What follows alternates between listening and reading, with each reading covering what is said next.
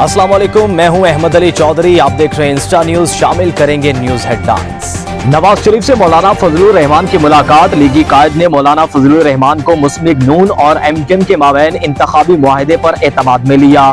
दोनों जमातों का सिंध में एमकेएम और दीगर हम ख्याल जमातों से मिलकर इंतखाबी इत्तेहाद बनाने पर इत्तफाक। बलोचिस्तान और खैबर पख्तूनख्वा में भी मुस्लिम लीग नून और जमीयत उलमा इस्लाम फे में सीट एडजस्टमेंट होगी।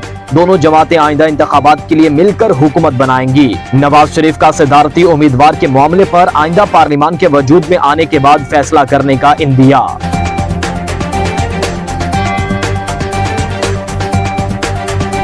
JUI से इंतखाबी इत्तेहाद जेर गौर नहीं, सीट एडजस्टमेंट के लिए तैयार है। राना सनाउल्लाह का ऐलान। कहा, नून लीग इलेक्शन के लिए मुकम्मल तौर पर तैयार है और कारकुन पुरजोश हैं। कौम हमें भरपूर मैंडेट देगी। बाज हलकों में 13 उम्मीदवार हैं। सब उम्मीदवारों ने अपने हक की बात की है, किसी से मुताल्लिक गलत बात नहीं की। एहसन इकबाल की वजह से महंगाई हो रही थी तो 16 माह दानियाल अजीज क्या करते रहे।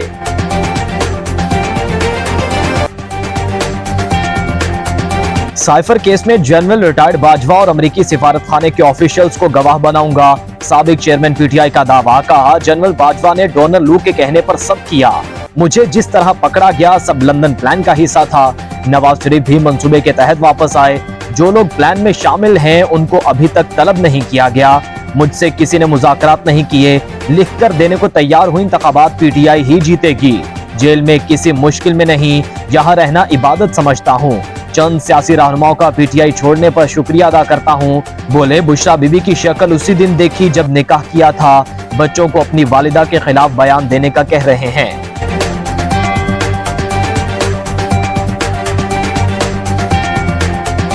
साबिक चेयरमैन PTI का बुशरा बीबी को निकाह से पहले ना देखने का दावा। ओन चौधरी भी मैदान में आ गए। कहा, बुशरा बीबी को निकाह से पहले ना देखने का दावा इस सदी का सबसे बड़ा झूठ है। साबिक चेयरमैन PTI बुशरा बीबी से निकाह से पहले दर्जनों बार मिले। बुशरा बीबी कुरान पर हलफ दे दें। बुशरा बीबी कुरान पर हलफ दे दें कि उन्होंने साबिक चेयरमैन PTI को निकाह से पहले चेहरा नहीं दिखाया।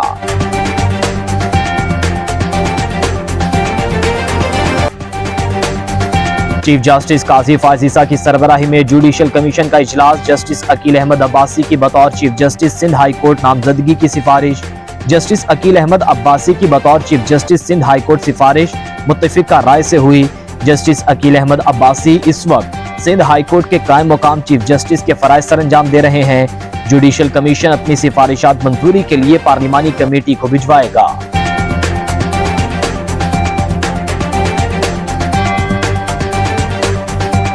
साबिक चेयरमैन PTI और शाह महमूद कुरैशी पर 12 दिसंबर को फर्द जुर्मायद होगी। मुल्जिमान में चालान नकुल की कॉपियां तकसीम। PTI वकला की जानिब से केस की नकुल फराहम न करने की सदा।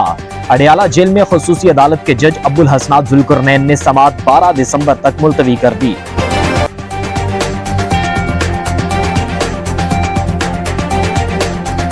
£190 मिलियन करप्शन केस में अहम पेशरफ। साबिक चेयरमैन PTI और बुशरा बीबी समेत दीगर मुल्जिमान तलब।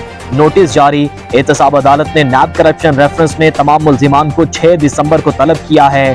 शहजाद अकबर, जुल्फी बुखारी, मलिक रियाज, फरागोगी समेत मफरूर मुल्जिमान के नाकाबिल जमानत वारंट गिरफ्तारी भी जारी। वजारत कानून के नोटिफिकेशन के मुताबिक £190 मिलियन रेफरेंस का ट्रायल अडियाला जेल रावलपिंडी में किया जाएगा।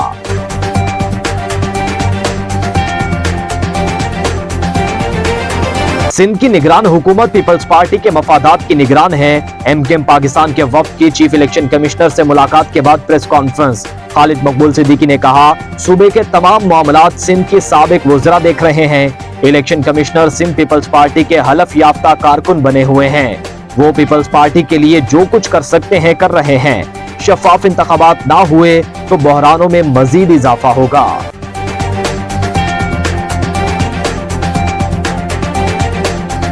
जस्टिस मुजाहिर नकवी ने रजिस्ट्रार सुप्रीम कोर्ट के दूसरे नोटिस का जवाब जमा करा दिया।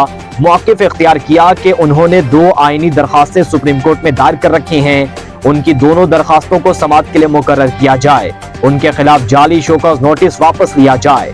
आईनी दरखास्तें 3 रुकनी कमेटी के सामने रखी जाएं। उन पर अब तक नंबर नहीं लगाया गया। जस्टिस मुजाहिर नकवी ने अपने जवाब की कॉपी सुप्रीम कोर्ट के 3 रुकनी कमेटी को भी भिजवा दी।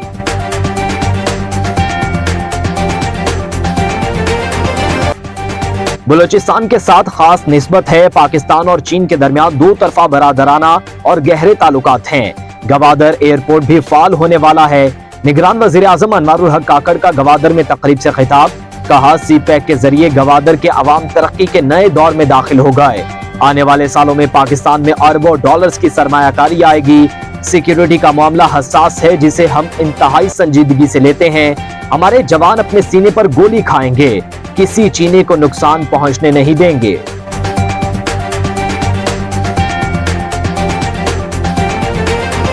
आम इंतखाबात के लिए फंड्स की अदम फराहमी का मामला, चीफ इलेक्शन कमिश्नर का निगरान वजीर आजम को खत लिखने का फैसला। जराये के मुताबिक चीफ इलेक्शन कमिश्नर आज निगरान वजीर आजम को फंड्स मुहैया न करने पर तफसीली खत लिखेंगे। इंतखाबात के लिए 42 अरब रुपए मुख्तस किए गए हैं। वजारत खजाना ने अब तक सिर्फ 10 अरब रुपए मुहैया किए। इलेक्शन कमीशन को फौरी तौर पर 17 अरब रुपए दरकार हैं।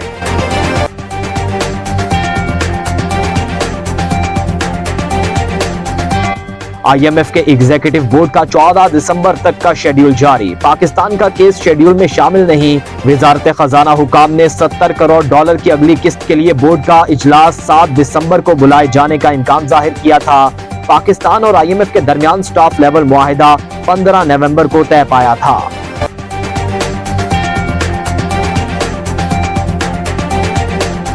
पाकिस्तान स्टॉक एक्सचेंज मार्केट में मुस्बत रुझान। 100 इंडेक्स 62,000 पॉइंट्स की सतह अबूर कर गया। कारोबार के आगाज पर 100 इंडेक्स में 742 पॉइंट्स का इजाफा। इंडेक्स 62,433 पॉइंट्स की सतह पर ट्रेड। गुज़श्ता हफ्ते इंडेक्स 61,691 पॉइंट्स पर बंद हुआ था।